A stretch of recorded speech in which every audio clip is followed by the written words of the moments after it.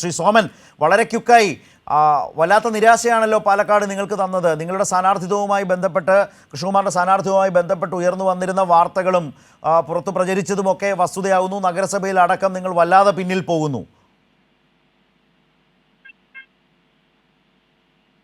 തീർച്ചയായിട്ടും ഈ തെരഞ്ഞെടുപ്പ് ഫലം പുറത്തു വരുമ്പോൾ നമുക്ക് ആ നിലയിൽ അത് നിങ്ങൾ പറയുന്ന നിങ്ങളുടെ നിരീക്ഷണം ശരിയാണ്.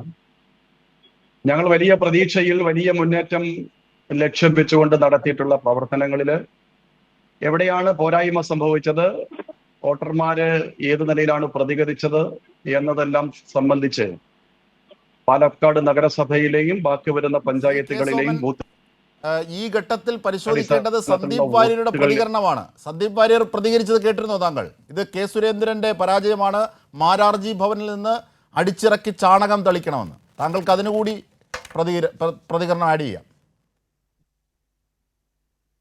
സന്ദീപ് വാര്യർ പുകഞ്ഞ പുള്ളി പുറത്താണെന്നും സന്ദീപ് വാര്യരെക്കാട്ടിൽ പ്രഗത്ഭന്മാർ ഇതിനകത്തു നിന്ന് പോയിട്ട് അത്തലത്വമുണ്ടെന്നേ, ഞങ്ങൾക്ക് ആ ചരിത്രമുണ്ടെന്നേ, ഞങ്ങൾ അത് അതിജീവിച്ചിട്ടുണ്ടെന്നേ.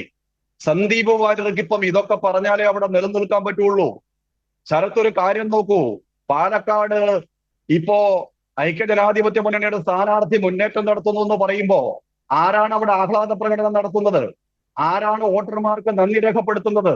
നിരോധിത സംഘടനയുടെ രാഷ്ട്രീയ പാർട്ടി അവിടെ രാഹുൽ മാങ്കൂട്ടത്തിന് വിജയാശംസകൾ നേരുന്നു, അവർ വോട്ടർമാർക്ക് നന്ദി രേഖപ്പെടുത്തുന്നു, അവർ ആഹ്ലാദ പ്രകടനം നടത്തുന്നു.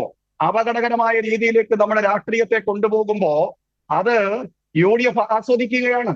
ഞങ്ങൾ നേരത്തെ ചോദിച്ചിരുന്നല്ലോ, ഭീകര സംഘടനകളുടെ വോട്ട് വേണോ, അത് വേണ്ട എന്ന് പറയുമോ എന്നെല്ലാം ഞങ്ങൾ ചോദിച്ച സന്ദർഭത്തിൽ അതിന് താത്വികമായ അവലോകനം നൽകി. ഇപ്പോൾ ഈ വിജയം അത് SDPIയുടെ വിജയമാണ്, അത് പോപ്പുലർ ഫ്രണ്ടിന്റെ വിജയമാണ്. ഞങ്ങളുടെ സഞ്ജിത്തിനെയും ശ്രീനിവാസനെയും കൊല ചെയ്തപ്പോ ഞങ്ങൾ ആ നിലയിലുള്ള കാര്യങ്ങളെ സംബന്ധിച്ച് പറഞ്ഞിരുന്നു. ഈ വിജയം കോൺഗ്രസിന്റെ വിജയമാണെന്നൊക്കെ അവർ പറഞ്ഞോട്ടെ, പക്ഷേ രാഹുൽ മാങ്കുണ്ടത്തില് വലിയ വില കൊടുക്കേണ്ടി വരുന്ന ഒരു വിജയമാണിത്.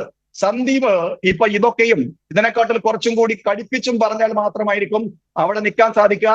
BJP എന്ത് ചെയ്യണമെന്നും തീർച്ചയായും അതിലുള്ള സന്ദീപിനോട് ഒരു തരത്തിലും സന്ധി ചെയ്യാനില്ല, ഇനി തോറ്റാലും ശരി എന്ന് പറയുന്ന BJP പൊളിറ്റിക്സിൽ നിന്നാണ് ശ്രീ സോമൻ വളരെ ശക്തമായി സന്ദീപിനെതിരായിട്ടുള്ള വിമർശനം ഉന്നയിച്ചത്.